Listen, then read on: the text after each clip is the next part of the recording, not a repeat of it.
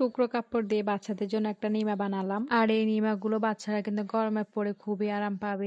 আমি এখানে 18 ইঞ্চি একটা কাপড় নিছি আর শোল্ডারের জন্য আমি 2 ইঞ্চি নিছি আর এখানে আমি গলাটার জন্য নিয়েছি 1 ইঞ্চি আর নিচে শেপ করার জন্য এখানে নিয়েছি 1 ইঞ্চি আর এই যে একটা শেপ করে নিলাম। আর এই যে দেখেন আমি ড্রেসটা কিন্তু কাটিং করে নিচ্ছি আর এটা কাটিং করাটা কিন্তু একদম ইজি, আপনার ভিডিওটা ভালো করে দেখলে বুঝবেন। আর এই যে দেখেন আমি এখন কিন্তু ওই যে 2 পাশ কিন্তু সেলাই করে নিয়েছি আর এখন আমি আছে না কুচিগুলো দিয়ে দিচ্ছি।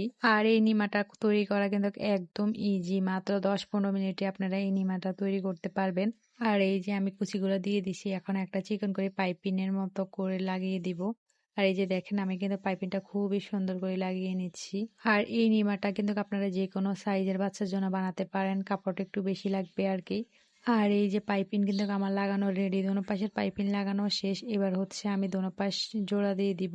আর এই যে দোনো পাশও সেলাই করা কমপ্লিট। এখন হচ্ছে আমি নিচের ভাঙাটা চিকন করে একদম সেলাই করে দিব। নিচে সেলাইটা কমপ্লিট করা হয়েছে, এখন আমরা টার্সেল লাগাবো। আর ওই যে চিকন ফিতা তার কি এই যে টার্সেল গুলো লাগানো শেষ। এই যে আমার জামার ফাইনাল লুক কেমন হয়েছে সবাই কিন্তু কমেন্ট করে জানাতে ভুলবেন না।